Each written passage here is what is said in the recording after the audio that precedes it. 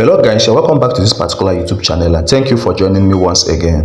Since the Nigerian youths came up with the idea of end bad governance in Nigeria protests that is slated to start from the 1st of August to the 10th of August, the APC government under Bola TINUBU has been trying every propaganda in order to make sure that that particular protest will not go on. Let me tell you, they first accused P2B and they started insinuating that there are people behind this particular protest, that there are people who are inciting the youths to go out to protest. But the truth is that this particular government is the cause of the protest.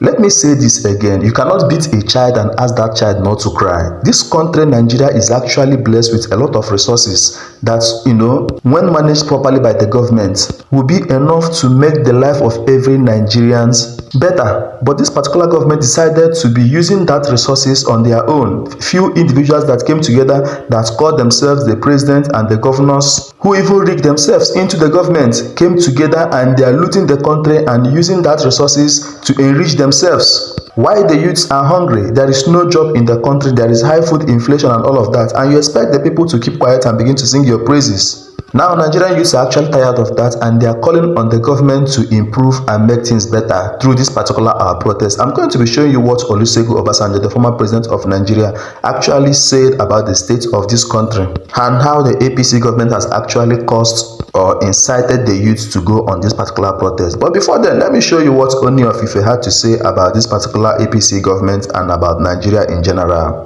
In fact, the man came out to blast Bola TINUBU for running a corrupt government and also called Nigerian government to restructure Nigeria. I've been saying it every time in this particular channel that the best thing for Nigeria is to go back to regional government.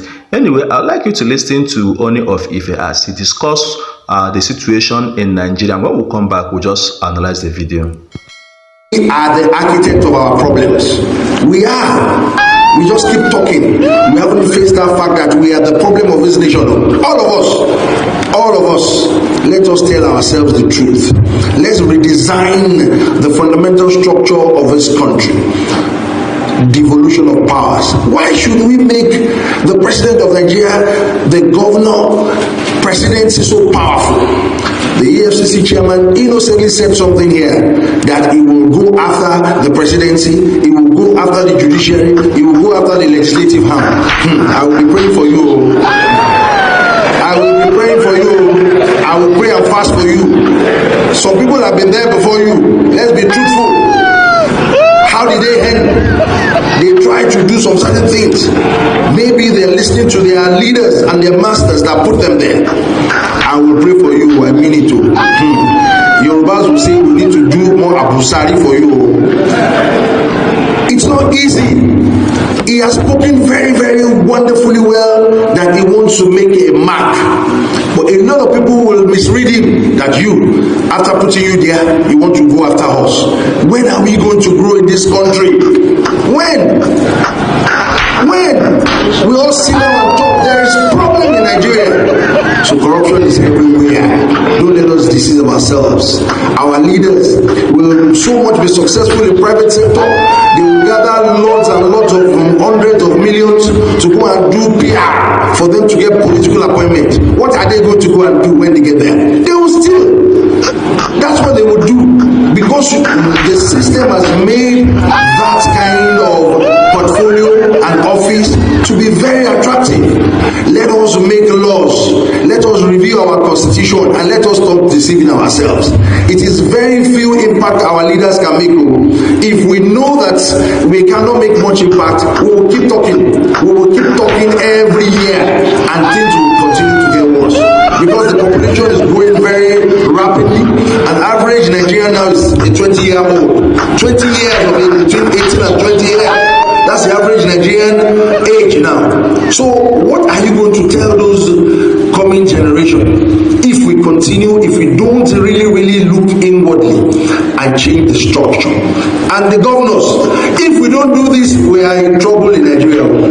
We will continue to talk. You will continue to feed fat and continue to bring corruption to the table of our religious leaders. It's a problem. It's a bad culture. Let us change it and let us talk to ourselves. If we want this country to grow, let us go back to our local communities. Charity begins at home. Everything starts from somewhere. We cannot survive with what we have in Nigeria now. It's not possible. Anybody that says we will survive with it, let that person come out. It's a lie. Even if you are the genius of this world, it's not possible. Let us change the structure of this country. But if you say with what we have right now, a lie. It's a white lie. Nothing can change. If you are a leader, do what is just and right. You are a servant. Stop amassing wealth. What do you want to use it for? You want to continue oppressing people? Someday they will face you. We don't pray for that to happen in Nigeria. God bless our entire country, and God bless all of us, and God bless our family. Now, I believe you're listening to the Ooni of Ife. The system of government that we run here in this Nigeria is what, supports corruption. That is why there is so much corruption in Nigeria. You heard when he was talking about appointing the EFCC chairman. And at the end of the day, the EFCC chairman that was appointed, you cannot come and be probing someone who appointed you. He also went on to talk about how corruption has eaten deep into this particular country. And he's saying all of these things because he knows that his position as the Ooni of Ife is not at stake. If he is occupying a political position where he knows that saying these things will jeopardize his political position, I'm assuring you that he will never come out publicly to make these utterances. Well, having said that, let's listen to Olusegun Obasanjo as he talks about how APC government has actually caused or fueled this particular nationwide protest. And when we come back, we'll just wrap up the video. That is what is happening. And they have nothing to lose. And they have, well, if you have nothing to gain, you are jobless, you are not empowered, you are in poverty, and then you see your leaders, some of them in obscene affluence. Then what do you do? You are a human being, and the resources of your country is provided for that country by God for the benefit of all the citizens of that country. Absolutely. I remember in 2011 when the Arab Spring was sweeping across North Africa, and then you came to Kenya a couple of years later, and we were talking about that, and then you coined a phrase that I remember all to this day. You said, from the Arab Spring there will be an African winter. Is this what's happening?